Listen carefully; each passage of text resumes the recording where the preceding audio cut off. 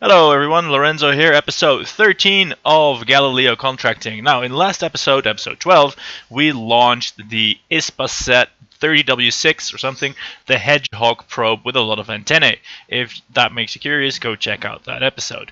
Now, what we're going to do is launch a whole bunch of rockets right on its tail to serve as a relay train of satellites for communications and indeed control, and also for landing and exploration and science gain and all that good stuff.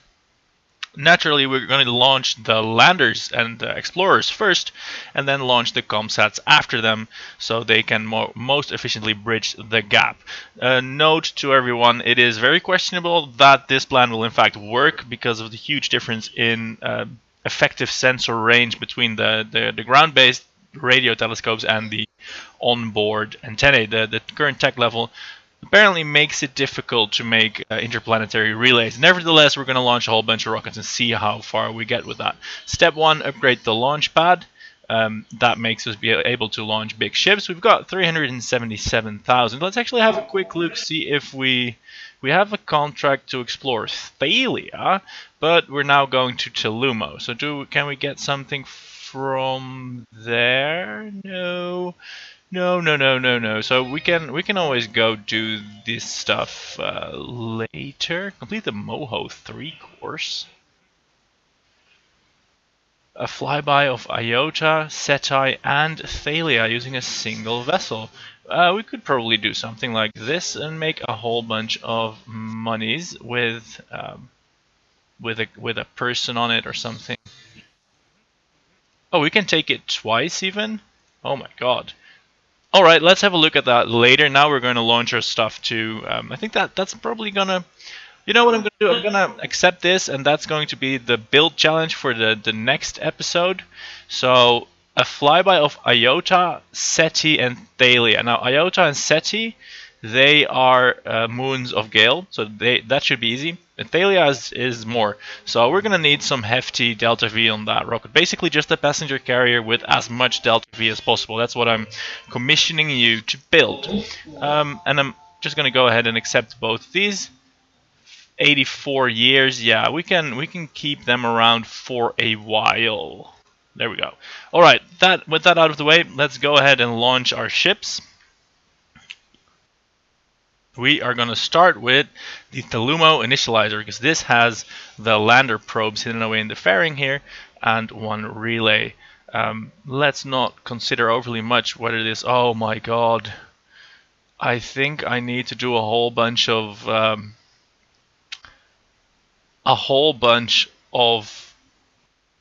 part unlocking. Oh, is there a way to do all of them? I hope so. Otherwise, this is gonna take a while. Yes, I can. Purchase the parts. I'm gonna purchase all the parts for everywhere. I hope that will not be overly expensive. It's not the most efficient way to do things, that's for sure, but otherwise everything is gonna take forever. I think there was a couple of these in there. This is still affordable. This is still affordable somehow. This is basically all the upfront money from the contracts that I already accepted, so yay. Yeah, this one also. That probably does it. That was quite incredibly expensive, but fortunately that did include all the parts that we needed. Yay. So there we go. Now the launch profile is going to be simple. We're going to rocket up, establish an orbit, wait a little bit until this guy is on its way. Actually, no, we don't, because this is also a payload. We're just going to launch straight for Thellumo and worry about the comsat situation later. Maybe we'll wait like 5 days or something. Anyway, here we go. 3, 2, 1, launch. Ooh, there's a little bit of jangle on these outer booster cores. They maybe they would have benefited from some extra struts, but yeah, we're looking at a straight asparagus staged booster with the first 2 dropping away right now.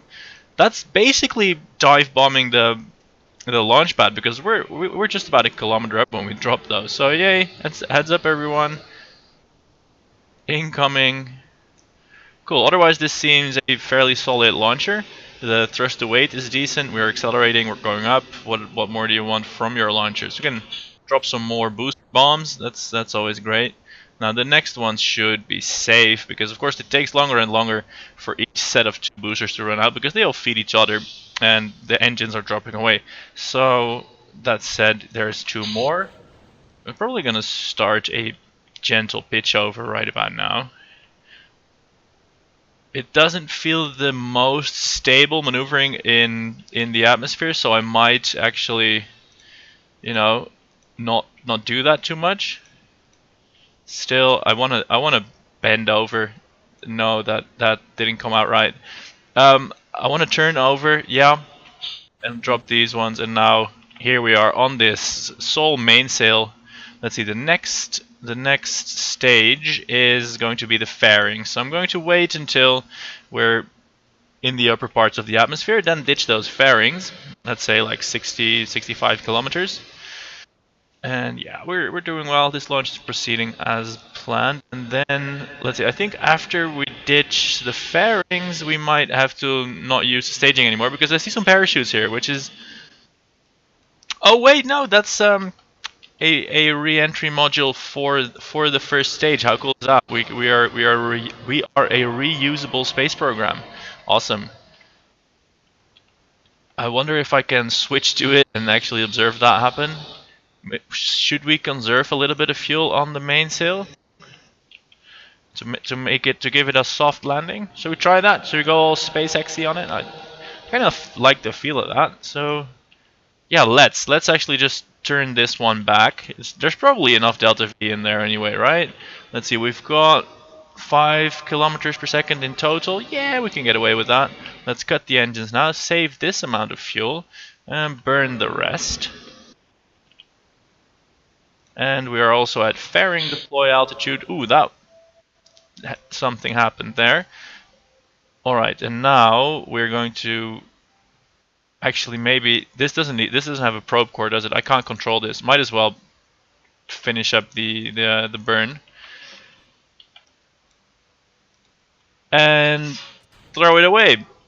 So we deployed the parachutes and immediately blasted them with an engine blast. Good luck, first stage. We'll love you. And let's see what we have here. We have our interplanetary vehicle, which does need some deployments. Let's get started on that. Let's extend the solar panel. I think that's pretty much all we need to do. The instructions did say to release the ComSat last, because that is the only thing that actually carries solar panels. It makes a lot of sense. So this is our communications payload that we're bringing with us to Thellumo to support the landers. The landers are fairly utilitarian. They are a probe core, small solar panel. Hey, a solar panel after all. Small solar panel, a heat shield, and a parachute with some science payload. Functional, good, I like it. Our orbit is getting a little bit lopsided, so we shall wait. We have our second stage here, and then a third stage Poodle engine for interplanetary maneuvers. Sounds good. Let's finalize our orbit and then do that Thellumo insertion after a few days, so we can test our relay capacity with a not too great a separation, let's say. Yeah, I say 5 days of travel time. That's possibly a good... That's a good starting window. I have burned off a lot of RCS fuel because it was going all crazy on me. Let's see. Let's first establish orbit. Let's make it a roughly 200 by 200 kilometer orbit. That seems reasonable if you ask me. There we go, 211 by 186. And let's try the brake action group. That does the science. Well constructed ship. Very nice. And of course all this science is already known. Ooh, there's mystery goo and stuff. Of course there's not a scientist, so we're gonna really save those for ground-based operations. We're gonna be optimistic and assume that's gonna get there. Alright, so we are in a parking orbit. Let's time warp, shall we? Let's see, we can only time warp 100 times from this one. 5 days is going to take a long while, unless we switch to the ISPASat. And then actually we can time warp not, say, 5 days, but until the connection range isn't that great anymore. Of course, we can't wait too long, because we still want to make it to Thellumo with the other one. So let's actually maintain a 5 day... maximum. So that's 2, 3, not quite yet 3. Yeah, we are well outside of Gale's sphere of influence. We can still see it though, so that's 3 days, 4 days, 5 days, and all these antennae are still working. We're at 91% signal strength, so that is definitely good. So now let's go back to the Thellumo initializer, which is happily waiting. It says it's been 8 days here. That's strange. Did the time warp overshoot by a while, or is something weird going on? Anyhow, here we are. Let us attempt a intercept maneuver of this different planet. Of course, we're gonna have a nice nighttime burn again. I do apologize. Let's see. Oh yeah. This maybe I want to ask McJeb for an encounter. That did make things a hell of a lot easier in the real solar system series, where we could just use McJeb um, for the interplanetary maneuvers, which is nice. But I think this is also working out. This is close, right? This is like 500,000 kilometers. Come on, make it. Yeah, there we go. That's an encounter. That's 1600 meters per second, which is happening in 36 minutes. We can just go and do that. Let's see. We have that in our stage, but most of it is going to come from the Poodle engine, which of course isn't the most high thrust, so that burn could take a while. I'm just trying to figure out when to start this burn, like a few minutes before the node probably, and then just to polish it off, because we get a good bit of an ejection kick from the skipper engine here. There's still quite a bit of fuel in there, and then hopefully we can just complete the burn on the Poodle without losing too much initial accuracy. So we'll start with 5 minutes. Actually, there's no way a 1600 meters per second burn is going to take 5 minutes, even on the Poodle. So let's do 2 minutes instead. And there we go. We're slowly turning everything around. Locked into the maneuver node and punch it. See, that's 1 minute 20 seconds if we can finish the burn on the skipper, which we won't be able to do. So it's going to be like a couple more minutes, and then we're on our way. And then I'm really curious to see how the communications interval is going to hold up, because the design notes for this ship said that the antenna on this probe, right, is good enough to bridge the gap between Thellumo and Gale, but only if and when they are at their closest point in their orbit. So can we like maybe already see when that's going to be? That's going to be like here somewhere. So that might actually coincide with our encounter fairly nicely. So I wonder if we actually need some additional comsats, because they are going to have to be relatively very close to this thing as compared to Gale. So it might like theoretically work, like when you leave a comsat in orbit, so the lander can bounce it off there to the main relay, and that transmits it to Earth. That's actually how they use it on real life Mars as well. But maybe as I said in the beginning, maybe the interplanetary comsat network is actually a pipe dream. If that happens, we'll see it when it happens. For now, though, we are on our way to Thellumo. 600 meters per second to go, 50 seconds on that burn remaining, and that will end us up around Thellumo with about 1800 meters per second to spare. Actually, I hope that's going to be enough for establishing orbit. It's definitely going to be enough for a flyby and also for fine-tuning the flyby. So the least we can do is drop these landers into the atmosphere, if Thellumo has an atmosphere. Actually, we don't know that. I don't know that for sure. So we're gonna find out whether it has an atmosphere to deposit these probes into. Otherwise, the heat shield is going to try breaking into the rock, which will ablate it away rather quickly and then disintegrate it into a million tiny pieces. Yeah, here we are. Burn complete. Do we have an encounter? Not quite yet, but it's not far off either. So we're gonna let's see. We're gonna be obnoxious and try if we can fix it from here. No, I'm just going to swivel the ship around and burn at different kinds of. Let's see. Yeah, here we are.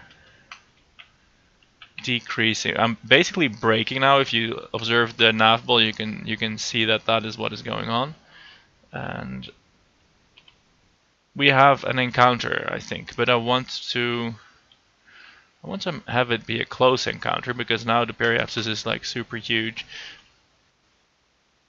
So we're not gonna burn radial. We're gonna burn anti-radial or anti-normal. Apologies.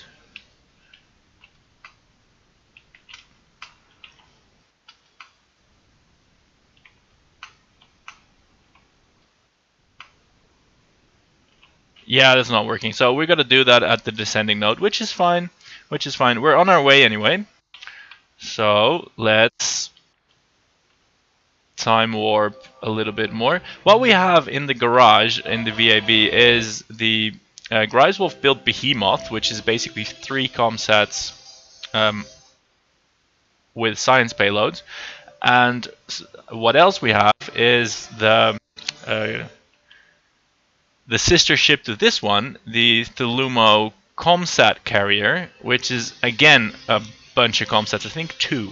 So we have 5 comsats that we can launch after this one. But I think the first thing I want to try is see if where's the other ship? If the Ispasat can actually communicate with the Thellumo initializer, because that would be pretty cool, wouldn't it? Let's see. We're still on the Thellumo initializer now, which has a 100% signal strength. That's good. So let's switch to the Ispasat. We are now at 11 days into that mission. Oh my god. I forgot what this hedgehog looked like. Cool, lots of antennae here. Yay. It's at 85% signal strength to... It says Kerbin, right? Yeah, it's Gale. It's at 84% signal strength to Gale. Let's see, that is depleting.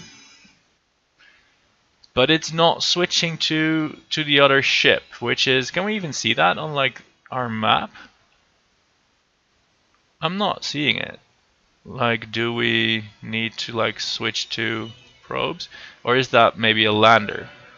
Oh, here we go. That's the Thellumo initializer. See, it's still connecting to Gale and not the initializer, which is fine if that is. I mean, if it can.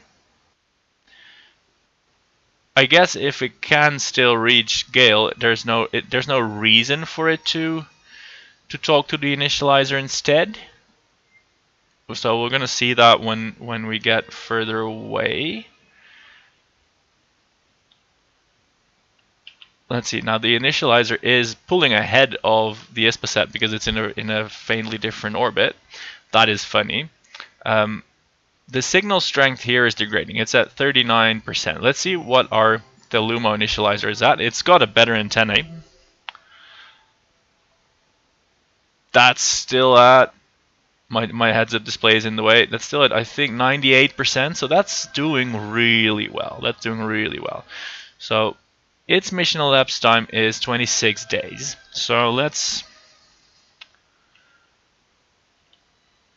It's gonna get here in like another 100 days. So yeah, let's wait for 35 days and then launch the first of the next set of comsats, which actually will be its own episode because this has gone on long enough. So we are on our way to Thellumo. So that's not the most exciting end, but if we're going to launch like a whole train of comsats, yeah, it's going to be a couple of launches. So there's not a lot I can do about that. It is going to be an interesting test to see if this distance is going to be bridgeable by the Thellumo initializer. keeping in mind that the ISPASat has the inferior set of antennae. So we're going to see with the next ComSats that they are going to get, they're going to fly around like here on the inner track somewhere between. I'm going to launch them like between these orbits, so hopefully they will catch up a little bit first, and then like basically what I want is not a line across Thellumo's orbit, but like a line of ComSats between the orbits of Gale and Thellumo, so that when they pass each other, also all these satellites pass each other. I'm doing this without any math whatsoever, so it's probably not going to work, but that's what we're going to try anyway. For now, thanks for watching. We will go back to the Space Center, prep another rocket for the episode 14 that's coming right up, and see you around then. I'm Lorenzo. Goodbye.